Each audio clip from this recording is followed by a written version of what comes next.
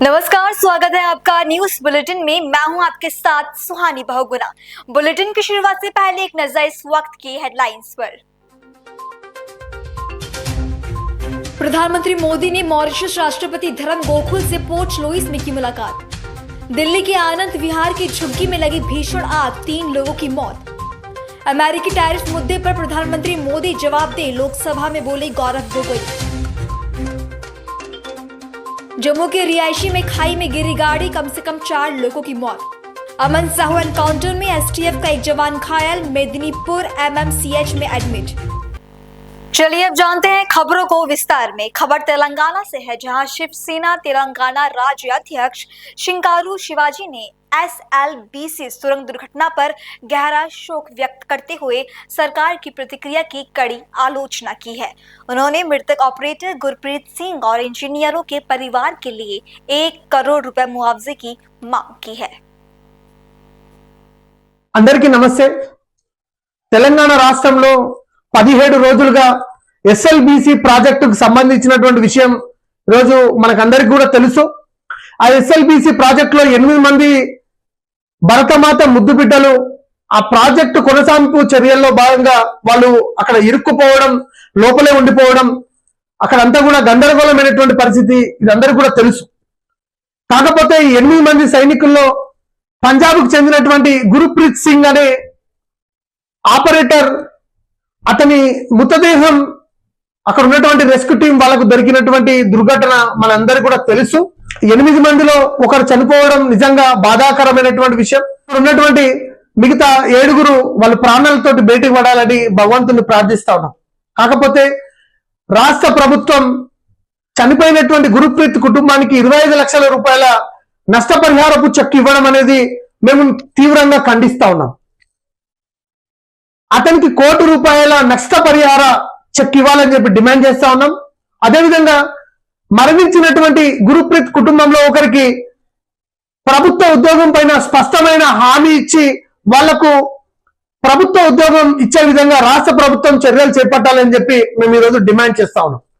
రేపటి తరానికి వాళ్ళు మంచి చేసే ఒక తరుణంలో ఎస్ఎల్బిసి ప్రాజెక్టులో వాళ్ళు ఈరోజు 17 రోజులుగా అక్కడ ఉన్నటువంటి పరిస్థితిలో నరక యాతన అనుభవించినటువంటి పరిస్థితి మన అందరికీ కూడా తెలుసు।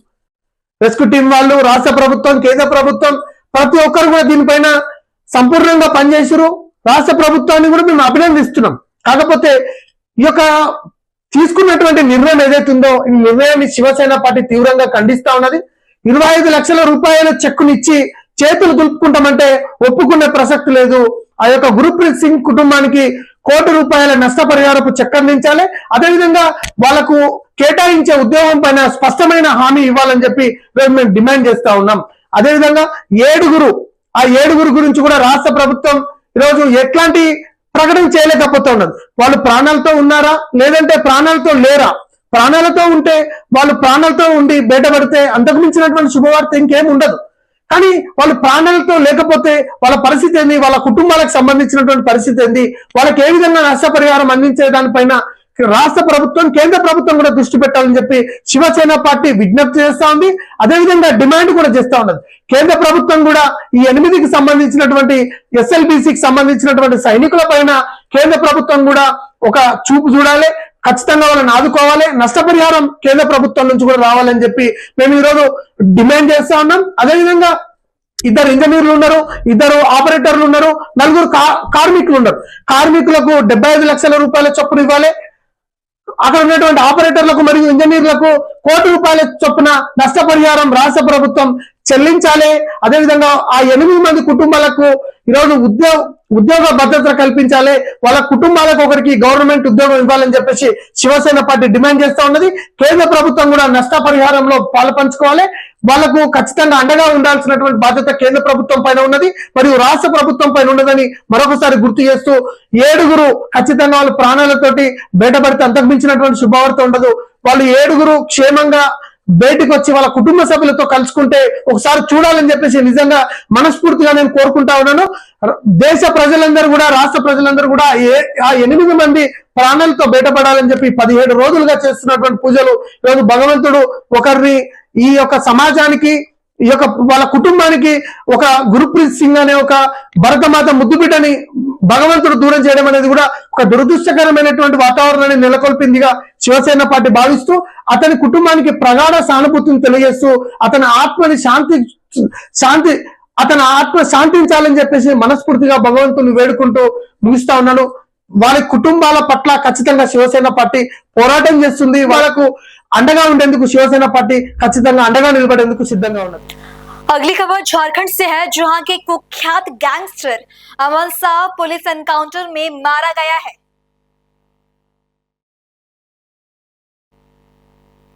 जानकारी के मुताबिक रांची पुलिस अमन साव को रायपुर जेल से झारखंड लेकर आ रही थी। इसी दौरान रामगढ़ के पास अमन गैंग के सदस्यों ने पुलिस काफिले पर बम से हमला कर दिया। हमले के दौरान अमन साव ने मौके का फायदा उठाकर पुलिस की इंसास राइफल लूट ली। फायरिंग करते हुए भागने लगा। पुलिस ने पीछा किया और जवाबी कार्यवाही में अमन साव मारा गया, जबकि इस मुठभेड़ में एक पुलिस जवान घायल हो गया है। पुलिस के मुताबिक अमन साव पर हत्या, लूट और रंगदारी समेत कई गंभीर मामले दर्ज थे।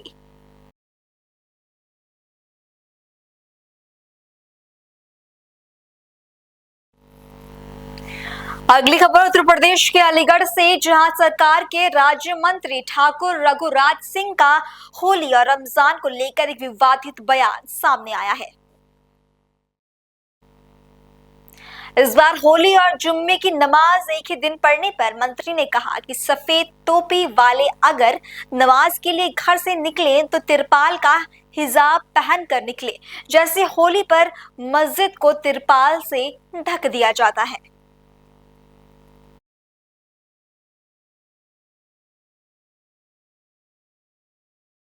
मंत्री जी, इस बार होली और रमजान एक साथ है और जिस दिन होली है उस दिन जुमा भी है, जुमे की नमाज भी है।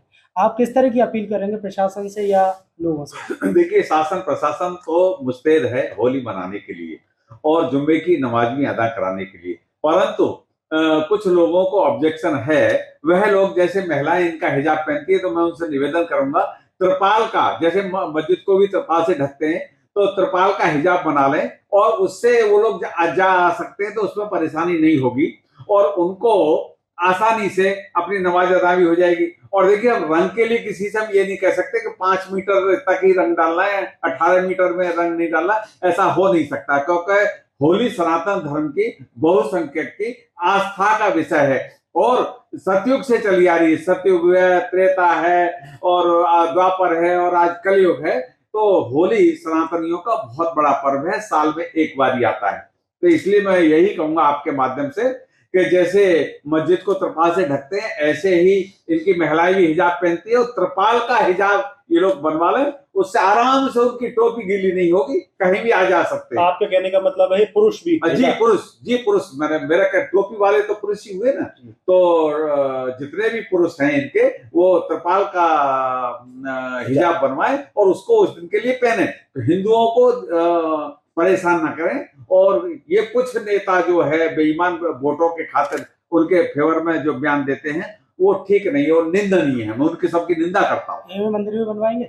जी, अलीगढ़ मुस्लिम यूनिवर्सिटी में मंदिर बनना चाहिए और मुझे मौका मिले तो मैं अपना सबको जमीन जायदाद बेच के भी मंदिर बनाने को तैयार हूँ। पहली ईंट आप रखेंगे? पहली ईंट में रखूंगा, क्यों कि जब मस्जिद है तो मंदिर होना चाहिए। कौन से मंदिर की मांग? राम मंदिर होना चाहिए। राम हमारी आस्था का विषय है, विश्व की आस्था का विषय, और राम हम सबके पूर्वज हैं। लेकिन ये 600 ईस्वी से पहले कहाँ मुस्लिम पंथ था, बताइए ना, ये सारे पंथ हैं। पहल क्या रहेगी आपकी मंदिर पर? पहल मैं कह रहा हूँ, मेरा सर्वस्व न्यौछावर कर दूंगा राम मंदिर के लिए। और मैं तो आपके माध्यम से ये भी कहूंगा कि कम्युनल ये लोग हैं, मक्का मदीना में एक हिंदू को नहीं जाने देते, एक ईसाई को नहीं जाने देते, एक खालसा पंथ को नहीं जाने देते। हम कम्युनल नहीं है, हमारे मंदिर में कोई भी आ सकता है, कोई भी जा सकता है। हम ही बहुत अच्छे व्यक्ति हैं, बाकी लोग अच्छे नहीं हैं। और वहीं आपको बता दें कि ज्ञानी रघुवीर सिंह ने कुलदीप सिंह की ताजपोशी पर गंभीर सवाल उठाए हैं। मीडिया से बातचीत के दौरान नई नियुक्ति प्रक्रिया पर ज्ञानी रघुवीर सिंह ने नाराजगी जताई और कई गंभीर सवाल खड़े किए। देश प्रदेश तो मैसेज सानू पूछे गया, सवाल पूछे गए, पर फिर भी मैं एक बार गल जरूर कह दिया ਕਿ ਮੈਂ ਮੀਡੀਆ ਦੀ ਕਿਸੇ ਵੀ ਐਸੀ ਗੱਲ ਦਾ ਜਵਾਬ ਨਹੀਂ ਦੇਣਾ ਕਿ ਜਿਸ ਤੇ ਜਵਾਬ ਦੇਣ ਦੇ ਨਾਲ ਦੇਸ਼ ਵਿੱਚ ਆ ਕੇ ਤੇ ਜਿਹੜੀ ਬਾਬਾ ਬੁੱਢਾ ਸਾਹਿਬ ਦੀ ਪਵਿੱਤਰ ਗੱਦੀ ਹੈ ਉਸ ਗੱਦੀ ਦੇ ਉੱਤੇ ਕੋਈ ਗੰਦੇ ਛਿੱਟੇ ਪਾਏ ਜਾਣ। ਇਹ ਬਹੁਤ ਵੱਡੀ ਜ਼ਿੰਮੇਵਾਰੀ ਵਾਲੀ ਗੱਲ ਹੈ ਔਰ ਮੈਂ ਕੇਵਲ ਤੁਹਾਡੇ ਨਾਲ, ਜਿਵੇਂ ਤੁਸੀਂ ਵੀ ਪੁੱਛਿਆ ਦੇਸ਼ਾਂ ਪ੍ਰਦੇਸ਼ਾਂ ਤੋਂ ਸਾਨੂੰ ਟੈਲੀਫੋਨ ਮੈਸੇਜ ਵੀ ਆਏ। ਦੇਖੋ, ਅੰਤਰਿਕ ਕਮੇਟੀ ਜਥੇਦਾਰ ਸਾਹਿਬਾਨ ਦੀ, ਸਿੰਘ ਸਾਹਿਬਾਨ ਦੀ ਨਿਯੁਕਤੀ ਕਰਦੀ ਹੈ ਔਰ ਬੜੇ ਸਤਿਕਾਰ ਦੇ ਨਾਲ ਜੋ ਤਾਜਪੋਸ਼ੀ ਕੀਤੀ ਜਾਂਦੀ ਹੈ, ਅਖਬਾਰਾਂ ਵਿੱਚ ਇਸ਼ਤਿਹਾਰ ਦਿੱਤੇ ਜਾਂਦੇ ਨੇ, ਪੰਥ ਦੀਆਂ ਜਿਹੜੇ ਦਲ ਪੰਥ ਨੇ, ਨਿਹੰਗ ਸਿੰਘ ਜਥੇਬੰਦੀਆਂ ਨੇ, ਟਕਸਾਲਾਂ ਨੇ, ਸੰਪਰਦਾਵਾਂ ਨੇ, ਸੰਸਥਾਵਾਂ ਨੇ, ਸੰਤ ਮਹਾਂਪੁਰਖ, ਉਦਾਸੀ, ਨਿਰਮਲੇ, ਜਿੰਦੇ ਵੀ, ਉਹਨਾਂ ਸਾਰਿਆਂ ਨੂੰ ਸੁਨੇਹੇ ਭੇਜੇ ਜਾਂਦੇ ਨੇ ਕਿ ਇਸ ਦਿਨ ਇਸ ਥਾਂ ਤੇ ਇੰਨੇ ਵਜੇ ਜਿਹੜੀ ਤਾਜਪੋਸ਼ੀ ਸਿੰਘ ਸਾਹਿਬ ਦੀ ਕੀਤੀ ਜਾਣੀ ਹੈ ਔਰ ਤੁਸੀਂ ਪਹੁੰਚ ਕਰਕੇ ਉਹਦੇ ਵਿੱਚ ਸ਼ਮੂਲੀਅਤ ਕਰੋ, ਹਾਜ਼ਰੀ ਕਰੋ। ਅਖਬਾਰਾਂ 'ਚ ਵੀ ਆਉਂਦਾ ਹੈ, ਚਿੱਠੀਆਂ ਵੀ ਜਿਹੜੀਆਂ ਨੇ ਉਹ ਭੇਜੀਆਂ ਜਾਂਦੀਆਂ ਨੇ। ਬਾਕਾਇਦਾ ਗੁਰੂ ਕੀ ਹਜ਼ੂਰੀ ਵਿੱਚ ਤਖ਼ਤ ਸਾਹਿਬ ਤੇ, ਚਾਹੇ ਕੇਸਗੜ੍ਹ ਸਾਹਿਬ ਹੈ, ਚਾਹੇ ਸ਼੍ਰੀ ਅਕਾਲ ਤਖ਼ਤ ਸਾਹਿਬ ਹੈ, ਸਤਿਗੁਰਾਂ ਦਾ ਪ੍ਰਕਾਸ਼ ਹੁੰਦਾ ਹੈ ਔਰ ਕੀਰਤਨ ਹੁੰਦਾ ਹੈ, ਗੁਰਮਤਿ ਸਮਾਗਮ ਹੁੰਦਾ ਹੈ। ਉਹਦੇ ਬਾਅਦ ਉਸ ਪ੍ਰਤੀ ਕੁਝ ਸ਼ਖਸੀਅਤਾਂ ਜਿਹੜੀਆਂ ਨੇ ਉਸ ਰਸਮ ਬਾਰੇ ਮਾਈਕ ਤੇ ਸਪੀਕਰ ਤੇ ਬੋਲਦੀਆਂ ਵੀ ਨੇ। ਗੁਰੂ ਚਰਨਾਂ ਵਿੱਚ ਅਰਦਾਸ ਕੀਤੀ ਜਾਂਦੀ ਹੈ, ਹੁਕਮਨਾਮਾ ਹੁੰਦਾ ਹੈ, ਕੜਾਹ ਪ੍ਰਸ਼ਾਦ ਜਿਹੜੀ ਦੇਗ ਹੈ ਉਹ ਵਰਤਾਈ ਜਾਂਦੀ ਹੈ ਔਰ ਜਦ ਸ਼੍ਰੀ ਅਕਾਲ ਤਖ਼ਤ ਸਾਹਿਬ ਦੇ ਜਥੇਦਾਰ ਦਾ ਤਾਜਪੋਸ਼ੀ ਦਾ ਸਮਾਗਮ ਹੁੰਦਾ ਹੈ ਉਦੋਂ ਹੈੱਡ ਗ੍ਰੰਥੀ ਸੱਚਖੰਡ ਸ਼੍ਰੀ ਹਰਿਮੰਦਰ ਸਾਹਿਬ ਸ਼੍ਰੀ ਅਕਾਲ ਤਖ਼ਤ ਸਾਹਿਬ ਦੀ ਤਹਿਸੀਲ ਤੋਂ ਖਲੋ ਕੇ ਤੇ ਉਹਨੂੰ ਜਥੇਦਾਰੀ ਦੇਣ ਦਾ ਜਿਹੜਾ ਐਲਾਨ ਹੈ ਉਹ ਬੋਲ ਕੇ, ਮਾਈਕ ਦੇ ਉੱਤੇ ਬੋਲ ਕੇ ਕਰਦਾ ਹੈ। ਸੰਗਤ ਜੈਕਾਰੇ ਛੱਡਦੀ ਹੈ ਔਰ ਜਿਹੜੀ ਉਸ ਜਥੇਦਾਰ ਸਾਹਿਬ ਨੂੰ ਜਿਹੜੀ ਪ੍ਰਵਾਨਗੀ ਹੈ ਉਹ ਦਿੱਤੀ ਜਾਂਦੀ ਹੈ। ਸਭ ਤੋਂ ਪਹਿਲੀ ਦਸਤਾਰ ਹੈੱਡ ਗ੍ਰੰਥੀ ਸੱਚਖੰਡ ਸ਼੍ਰੀ ਹਰਿਮੰਦਰ ਸਾਹਿਬ ਦਿੰਦੇ ਨੇ ਔਰ ਉਹਦੇ ਬਾਅਦ ਬਾਕੀ ਤਖ਼ਤ ਸਾਹਿਬਾਨ, ਸ਼੍ਰੋਮਣੀ ਗੁਰਦੁਆਰਾ ਪ੍ਰਬੰਧਕ ਕਮੇਟੀ ਵੱਲੋਂ ਦਸਤਾਰ ਦਿੱਤੀ ਜਾਂਦੀ ਹੈ, ਚੀਫ ਖਾਲਸਾ ਦੀਵਾਨ ਵੱਲੋਂ ਦਸਤਾਰ ਦਿੱਤੀ ਜਾਂਦੀ ਹੈ ਔਰ ਅਕਾਲੀ ਦਲ ਵੱਲੋਂ ਨੁਮਾਇੰਦਾ ਦਸਤਾਰ ਲੈ ਕੇ ਸਿੰਘ ਸਾਹਿਬ ਵਾਸਤੇ, ਜਥੇਦਾਰ ਸਾਹਿਬ ਵਾਸਤੇ ਪਹੁੰਚਦਾ ਹੈ ਔਰ ਫਿਰ ਬਾਕੀ ਸੰਪਰਦਾਵਾਂ ਜਿਨ੍ਹਾਂ ਵਿੱਚ ਨਿਹੰਗ ਸਿੰਘ ਨੇ, ਟਕਸਾਲਾਂ ਨੇ ਔਰ ਸਭਾ ਸੁਸਾਇਟੀਆਂ, ਸਿੰਘ ਸਭਾਵਾਂ, ਗੁਰਦੁਆਰਾ ਕਮੇਟੀਆਂ, ਉਦਾਸੀ ਮਹਾਂਪੁਰਖ, ਨਿਰਮਲੇ ਮਹਾਂਪੁਰਖ, ਉਹ ਸਾਰੇ ਸਨਮਾਨ ਦੇ ਕੇ ਤੇ ਫਿਰ ਜਿਹੜੀ ਜਥੇਦਾਰ ਦੀ ਪਦਵੀ ਹੁੰਦੀ ਹੈ ਉਹਨੂੰ ਸੰਭਾਲਦੇ ਨੇ। ਇਸੇ ਤਰ੍ਹਾਂ ਯਾਦ ਦੂਜੇ ਤਖ਼ਤ ਸਾਹਿਬਾਨ ਦੀ, ਜਿਹੜੇ ਪੰਜਾਬ ਤਖ਼ਤ ਸਾਹਿਬ ਨੇ ਸ਼੍ਰੋਮਣੀ ਗੁਰਦੁਆਰਾ ਪ੍ਰਬੰਧਕ ਕਮੇਟੀ ਦੇ ਪ੍ਰਬੰਧ ਅਧੀਨ ਨੇ, ਜਿਵੇਂ ਤਖ਼ਤ ਸ੍ਰੀ ਕੇਸਗੜ੍ਹ ਸਾਹਿਬ ਹੈ, ਤਖ਼ਤ ਸ੍ਰੀ ਦਮਦਮਾ ਸਾਹਿਬ ਹੈ, ਉੱਥੋਂ ਦੇ ਜਥੇਦਾਰ ਦੀ ਨਿਯੁਕਤੀ ਦਾ ਐਲਾਨ ਜਥੇਦਾਰ ਸ਼੍ਰੀ ਅਕਾਲ ਤਖ਼ਤ ਸਾਹਿਬ ਕਰਦਾ ਹੈ। ਉਹ ਜਿਹੜਾ ਮਤਾ ਹੁੰਦਾ ਹੈ, ਉਹਦੀ ਚਿੱਠੀ ਜਿਹੜੀ ਹੁੰਦੀ ਹੈ, ਉਹ ਜਥੇਦਾਰ ਸ਼੍ਰੀ ਅਕਾਲ ਤਖ਼ਤ ਸਾਹਿਬ, ਕੇਸਗੜ੍ਹ ਸਾਹਿਬ ਔਰ ਦਮਦਮਾ ਸਾਹਿਬ ਦੇ ਜਥੇਦਾਰ ਦੀ ਨਿਯੁਕਤੀ ਦਾ ਜਿਹੜਾ ਉਹ ਆਰਡਰ ਹੈ, ਜਿਹੜੀ ਚਿੱਠੀ ਹੈ, ਉਹ ਪੜ੍ਹ ਕੇ ਬਾਕਾਇਦਾ ਤੌਰ ਤੇ ਸੇਵਾ ਸੰਭਾਲਣ ਦਾ ਐਲਾਨ ਕੀਤਾ ਜਾਂਦਾ ਹੈ। ਪਰ ਇਹ ਜੋ ਪਿਛਲੇ 2 ਦਿਨਾਂ ਵਿੱਚ ਵਾਪਰਿਆ, ਦੇਖੋ, ਸੇਵਾਵਾਂ ਮਿਲਣੀਆਂ ਜਾਂ ਸੇਵਾਵਾਂ ਵਾਪਸ ਲੈ ਲੈਣੀਆਂ ਇਹ ਇੱਕ ਵੱਖਰਾ ਵਿਸ਼ਾ ਹੈ, ਪਰ ਮਰਿਆਦਾ ਦਾ ਬਹੁਤ ਵੱਡਾ ਜਿਹੜਾ ਘਾਣ ਸੀ ਉਹ ਇਹਨਾਂ ਨਿਯੁਕਤੀਆਂ ਨੂੰ ਲੈ ਕੇ ਤੇ ਕੀਤਾ ਗਿਆ। ਚੋਰੀ ਛਿਪੇ ਨਿਯੁਕਤੀ ਕੀਤੀ ਗਈ। ਚੱਲਦੇ ਅਖੰਡ ਪਾਠ ਸਾਹਿਬ ਦੇ ਪ੍ਰਵਾਹ ਵਿੱਚ ਮੈਨੇਜਰ ਨੇ ਔਰ ਸਕੱਤਰ ਨੇ ਸਿਰ ਤੇ ਦਸਤਾਰ ਰੱਖੀ, ਗਲ 'ਚ ਸਰੋਪਾ ਪਾਇਆ ਔਰ ਬਿਨਾਂ ਗੁਰੂ ਸਾਹਿਬ ਦੇ ਪ੍ਰਕਾਸ਼ ਤੋਂ ਤਖ਼ਤ ਸਾਹਿਬ ਤੇ ਜਾ ਕੇ ਖਾਲੀ ਪਾਲਕੀ ਨੂੰ ਮੱਥਾ ਟੇਕਣਾ, ਤਖ਼ਤ ਸਾਹਿਬ ਦੇ ਅੰਦਰ ਜਾ ਕੇ ਜਿੱਥੇ ਮੈਨੂੰ ਲੱਗਦਾ ਹੈ ਕਿ ਸ਼ਸਤਰ ਵੀ ਸੁਭਾਏਮਾਨ ਹਾਲੇ ਨਹੀਂ ਸੀ ਕੀਤੇ, ਉੱਥੇ ਜਾ ਕੇ ਮੱਥਾ ਟੇਕਣਾ ਔਰ ਚੋਰੀ ਛਿਪੇ ਇਹ ਜਿਹੜਾ ਹੋਇਆ, ਇਹ ਬਹੁਤ ਮਰਿਆਦਾ ਦੀ ਉਲੰਘਣਾ ਔਰ ਮਰਿਆਦਾ ਦਾ ਘਾਣ ਕੀਤਾ ਗਿਆ। ਮੈਂ ਦਾਸ ਹੈੱਡ ਗ੍ਰੰਥੀ ਸੱਚਖੰਡ ਸ਼੍ਰੀ ਹਰਿਮੰਦਰ ਸਾਹਿਬ ਹੋਣ ਨਾਤੇ ਸੰਗਤ ਦੀ ਜਾਣਕਾਰੀ ਵਾਸਤੇ ਇਹ ਤੁਸੀਂ ਸਵਾਲ ਕੀਤਾ, ਸਾਨੂੰ ਵੀ ਟੈਲੀਫੋਨ ਆਏ ਸਨ, ਸਾਨੂੰ ਵੀ ਮੈਸੇਜ ਆਏ ਸਨ ਔਰ ਕੇਵਲ ਸੰਗਤ ਦੀ ਜਾਣਕਾਰੀ ਵਾਸਤੇ ਕਿ ਸੰਗਤ ਇਸ ਮਰਿਆਦਾ ਤੋਂ ਜਾਣੂ ਹੋਵੇ ਕਿ ਇਹ ਮਰਿਆਦਾ ਕੀ ਹੁੰਦੀ ਹੈ, ਉਹ ਜਿਹੜੀ ਮਰਿਆਦਾ ਸੀ ਤੁਹਾਡੇ ਸਵਾਲ ਪੁੱਛਣ ਤੇ ਤੁਹਾਡੇ ਨਾਲ ਉਹ ਸਾਂਝੀ ਕੀਤੀ। ਸੰਗਤ ਕਹਿੰਦੀ ਨਾ ਉਹ ਮੰਨਦੇ ਨਹੀਂ ਹੈਗੇ, ਜਿਹੜੀ ਨਿਹੰਗ ਸਿੰਘਾਂ ਨੂੰ ਵੀ ਵਿਰੋਧ ਕੀਤਾ ਗਿਆ। ਦੇਖੋ, ਇਸੇ ਕਰਕੇ ਹੈ ਨਾ ਕਿ ਜਦੋਂ ਕੋਈ ਬੇਨਿਯਮੀ ਕੀਤੀ ਜਾਂਦੀ ਹੈ ਤਾਂ ਉਸ ਬੇਨਿਯਮੀ ਦੇ ਖਿਲਾਫ ਪੰਥ ਦੇ ਵਿੱਚ ਐਸਾ ਜਿਹੜਾ ਰੋਸ ਹੈ ਉਹ ਉੱਠਣਾ ਜਿਹੜਾ ਹੈ ਉਹ ਸੁਭਾਵਿਕ है। खबरों का सिलसिला आगे भी जारी है, फिलहाल रुकेंगे एक छोटे से ब्रेक के लिए।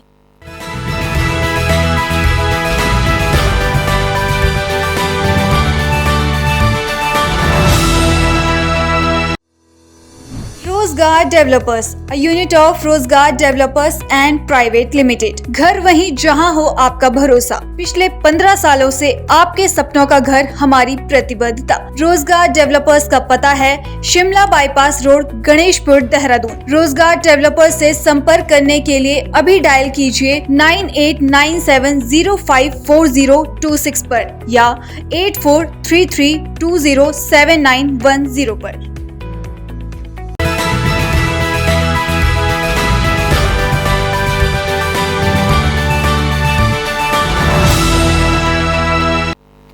ब्रेक के बाद आपका फिर से स्वागत है। दिल्ली की पूर्व सीएम आतिशी ने बीजेपी सरकार पर निशाना साधते हुए कहा कि प्रधानमंत्री मोदी ने 8 मार्च से महिलाओं के खातों में 2500 रुपए आने का वादा किया, लेकिन ये वादा भी जुमला निकला। उन्होंने बीजेपी पर होली और दिवाली पर मुफ्त सिलेंडर देने के वादे से पीछे हटने का भी आरोप लगाया और पूछा कि होली से 3 दिन पहले भी महिलाएं मुफ्त सिलेंडर का इंतजार कर रही हैं। भारतीय जनता पार्टी ने दिल्ली के चुनाव से पहले दिल्ली की महिलाओं को कई वादे किए। दिल्ली की महिलाओं ने भारतीय जनता पार्टी पे भरोसा किया, प्रधानमंत्री नरेंद्र मोदी जी की गारंटी पर भरोसा किया और दिल्ली चुनाव में भारतीय जनता पार्टी को वोट देकर उनकी सरकार बनाई। भारतीय जनता पार्टी का, प्रधानमंत्री नरेंद्र मोदी जी का सबसे बड़ा वादा था कि 8 मार्च तक दिल्ली की हर महिला के खाते में 2500 रुपए की पहली किश्त आ जाएगी। 8 मार्च आया, 8 मार्च गया।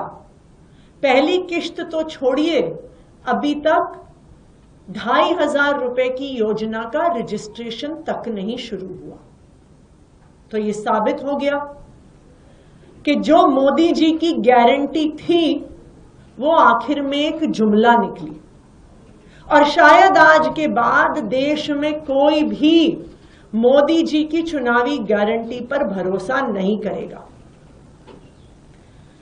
लेकिन इस 2500 रुपए के अलावा एक और महत्वपूर्ण वादा भारतीय जनता पार्टी ने दिल्ली की महिलाओं को किया। भारतीय जनता पार्टी ने यह वादा किया कि वो दिल्ली की हर महिला को होली पर और दिवाली पर 1 सिलेंडर मुफ्त देंगे। आज 11 मार्च है, 3 दिन के बाद होली है। दिल्ली की महिलाएं इंतजार कर रही हैं कि उनके घर में फ्री सिलेंडर कब आएगा। आज मेरे साथ दिल्ली के अलग अलग हिस्सों से आई हुई महिलाएं बैठी हुई हैं। दिल्ली के अलग अलग हिस्सों में महिलाएं हमारे विधायकों के कार्यालय में आ रही हैं, हमारे पार्टी के दफ्तरों में आ रही हैं और पूछ रही हैं कि होली में 3 दिन बाकी हैं, हमारा सिलेंडर, हमारा फ्री का सिलेंडर कब आएगा। तो आज दिल्ली की महिलाएं भारतीय जनता पार्टी से ये पूछना चाहती हैं कि क्या 14 तारीख को होली के दिन दिल्ली की सारी महिलाओं को फ्री सिलेंडर मिलने वाला है। दिल्ली की महिलाएं प्रधानमंत्री नरेंद्र मोदी जी से और भारतीय जनता पार्टी की दिल्ली सरकार से ये जानना चाहती हैं कि जैसे 2500 रुपए का वादा जुमला निकला, क्या इसी तरह से सिलेंडर का वादा भी जुमला निकलने वाला है।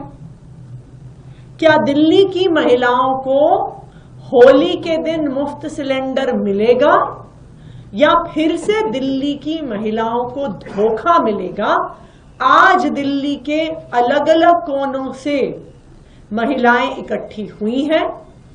भारतीय जनता पार्टी से, दिल्ली की मुख्यमंत्री रेखा गुप्ता जी से और देश के प्रधानमंत्री नरेंद्र मोदी जी से सवाल पूछने के लिए कि क्या होली पर हम सबको मुफ्त का सिलेंडर केंद्र सरकार ने एनईपी यानी नेशनल एजुकेशन पॉलिसी के तहत 3 भाषाएं स्थानीय भाषा के अलावा अंग्रेजी और हिंदी पढ़ाना अनिवार्य किया है, जिसको लेकर संसद के बाहर विपक्ष ने सांसदों ने प्रदर्शन किया। वहीं बीजेपी के राष्ट्रीय महासचिव तरुण चुग ने इस नीति की सराहना की है।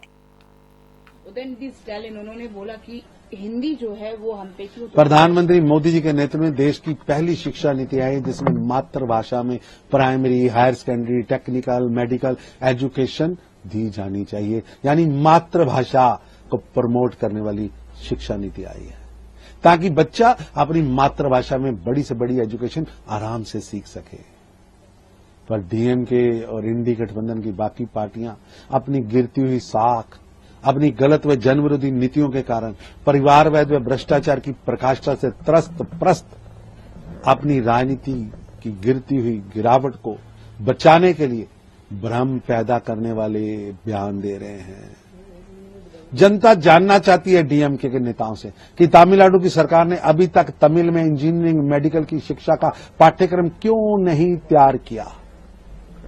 अब जनता को बताइए कि आपने विश्व की सबसे पुरानी, सबसे टेक्निकली साउंड तमिल भाषा के विकास के लिए आपने क्या किया है। केवल विरोध और भ्रम पैदा करना ये अब चलने वाला नहीं है। जनता आपसे आपके काम का जवाब मांग रही है। दिल्ली के सदर बाजार थाना पुलिस ने 2 अवैध रूप से रह रहे बांग्लादेशी नागरिकों को गिरफ्तार किया है। डीसीपी नॉर्थ दिल्ली राजा बांटिया के मुताबिक पकड़े गए दोनों आरोपी बाप बेटे निकले। पुलिस ने गुप्त सूचना के आधार पर कार्यवाही करते हुए इन दोनों को गिरफ्तार किया है और मामले की जांच जारी है। जी बिल्कुल, सदर बाजार थाना पुलिस ने 2 बांग्लादेशी इलीगली स्टेइंग जो थे उनको पकड़ा है, डिटेन किया है। उनकी डिपोर्टेशन की प्रोसेस स्टार्ट की जा रही है। ये दोनों बाप बेटे हैं। बाप का नाम मोहम्मद बिलाल है, बेटे का नाम फारूक है और बाप की उम्र 56 साल, बेटे की उम्र 26 साल है। दोनों केबल ऑपरेटर का काम कर रहे हैं, जो इंटरनेट के लिए केबल लगाते हैं। दोनों यहीं पे नई बस्ती में ही रह रहे थे और हमने गुप्त सूचना के आधार पर इनको पकड़ा है। सर, इनके खिलाफ पहले भी कुछ मामले? हाँ जी बिल्कुल है। जो बिलाल है उसके ऊपर पहले एक रॉबरी का मुकदमा था, उसके बाद उसका 12 में डिपोर्टेशन हुआ था और because he was under trial उसके अंदर, तो उसमें डिपोर्टेशन कंप्लीट नहीं हो पाया था। और उसके अलावा उस पर 14 फॉरेनर्स एक्ट का भी एक मुकदमा दर्ज है 2012 का ही, और जिसके अंदर उसने प्लीड गिल्टी किया था। उसके बाद उसका जो बेटा है उसके ऊपर 2 चोरी के मुकदमे हैं जिसके अंदर उसका सेंटेंस अंडरगोन हो चुका है। जी 2012 के अंदर तो सबको ही डिपोर्ट कर दिया गया था, बट अभी तो हमारी जांच चल ही रही है। कल इवनिंग में ही इनको हमने डिटेन किया है, तो अभी हम पूछ ही रहे हैं कि बाकी फैमिली मेंबर्स कहाँ हैं, और भी फैमिली मेंबर्स होने भी चाहिए। तो उसके लिए तो अभी फर्दर प्रोसेस कंप्लीट नहीं हुई है, दैट इज ऑनगोइंग प्रोसेस। जिस तरह पूरी दिल्ली में ही बांग्लादेशियों के खिलाफ एक ड्राइव चल रही है, नॉर्थ जिला पुलिस टीम ने अब तक क्या क्या कार्रवाई की है इस ड्राइव के अंदर? जी नॉर्थ जिला पुलिस के अंदर इसमें हम लोग काफी intensive door to door verification ले रहे हैं। प्लस हमने जो प्रीवियस डिपोर्टेशन हुए हैं उसके आधार पर ऐसे हॉटस्पॉट्स आइडेंटिफाई किए कि कहाँ पे ज्यादा हो सकते हैं। प्लस जो और लोकल इन्फॉर्मेशन थी उसको डेवलप किया, तो उसके तहत स्पेशली सदर बाजार एरिया जो है, उसके अलावा सराय रोहिला के आसपास का एरिया है, वजीराबाद का एरिया है, इसके अंदर हम लोगों का स्पेशल फोकस है। अभी तक हमने जो टोटल 5 लोगों को डिपोर्ट किया है, 5 के 5 सदर बाजार से ही डिपोर्ट किए गए हैं।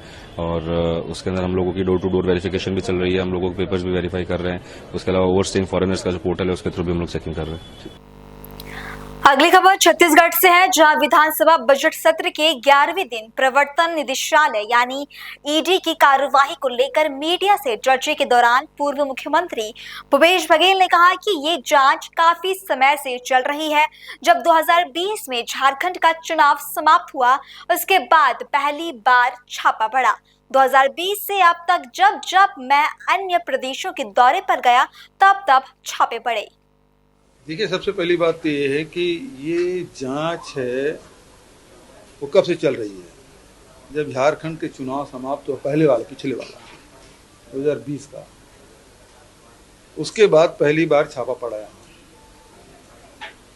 और 2020 से लेके जब मैं अन्य प्रदेशों में दौरा करने गया, झारखंड में पहले पड़ा, झारखंड जाने के बाद उसके बाद आसाम गया तब छापा पड़ा, फिर उत्तर प्रदेश गया तो 8-8 दिन में छापे पड़े, फिर उसके बाद हिमाचल गया तब छापे पड़े, अभी जब पंजाब भेजा गया फिर छापा पड़ा।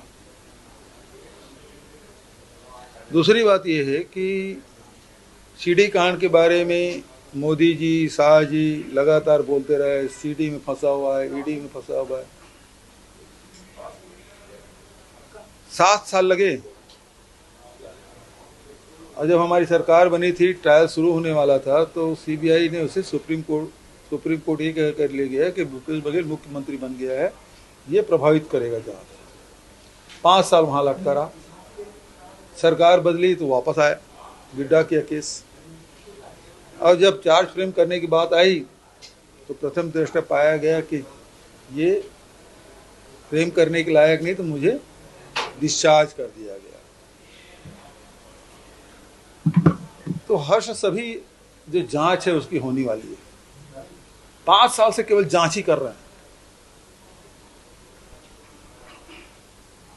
ये इसकी नीयत ही यही है कि बदनाम करना, प्रताड़ित करना, परेशान करना, तोड़ना, दबाना, ये उनका काम है। नहीं तो कोई भी जांच है 5 साल तक क्यों चलेगा? जांच होगी 6 महीना, साल भर चले और उसके बाद कोर्ट में जाए, चार्ज फ्रेम करे, गवाही पेशी हो, लेकिन ये जांच ही कर रहे हैं। पता नहीं कब तक जांच करेंगे। कोई सीमा है किसी चीज की? जांच करने भी कोई सीमा होती है? वैसे दे दिए सीबीआई को।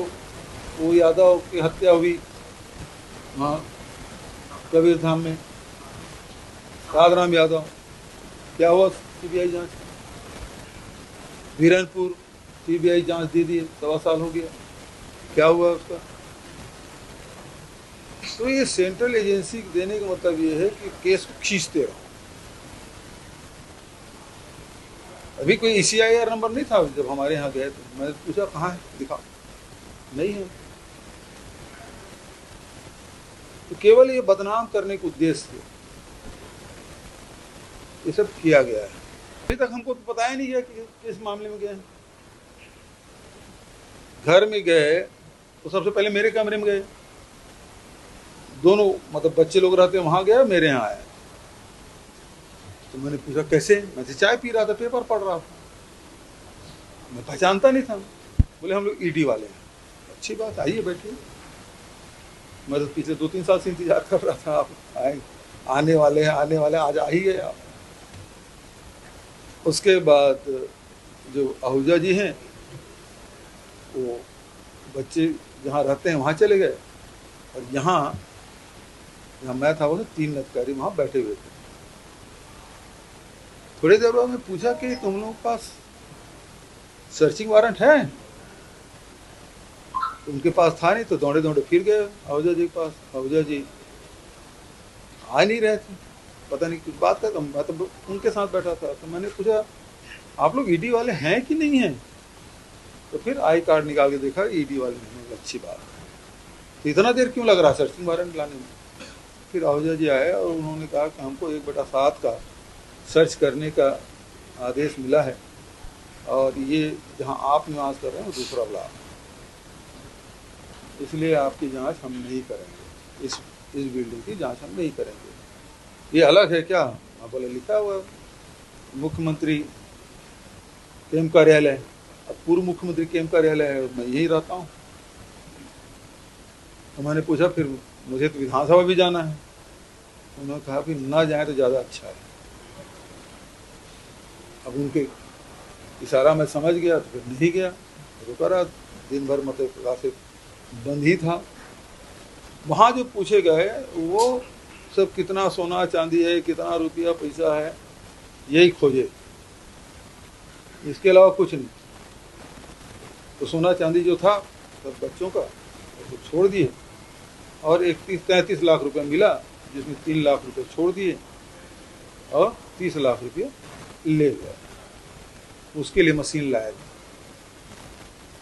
मेरी बहू पहले बैंक में काम करती थी शादी के पहले, तो उन्होंने कहा इतना नोट तो मैं गिन देती हूँ सर, मैं बैंक में काम करती थी।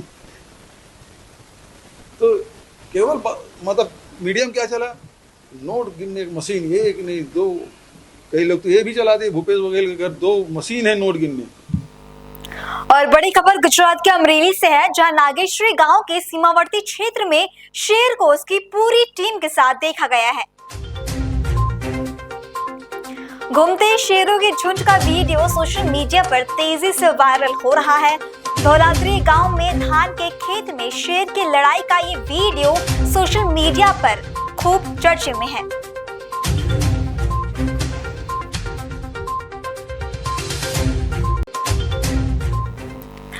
अगली खबर कर्नाटक के हुबली से है, जहां रंग पंचमी उत्सव के मद्देनजर हुबली धारवाड़ पुलिस आयुक्त ने कामदेव स्थापित करने वाले स्थानों का दौरा किया और उत्सव को शांतिपूर्ण ढंग से मनाने का आह्वान किया। पत्रकारों से बातचीत में उन्होंने कहा कि इस बार हुडा पुलिस आयुक्तालय में धारवाड़ में 15 मार्च को और हुबली में 18 मार्च को होली मनाई जा रही है।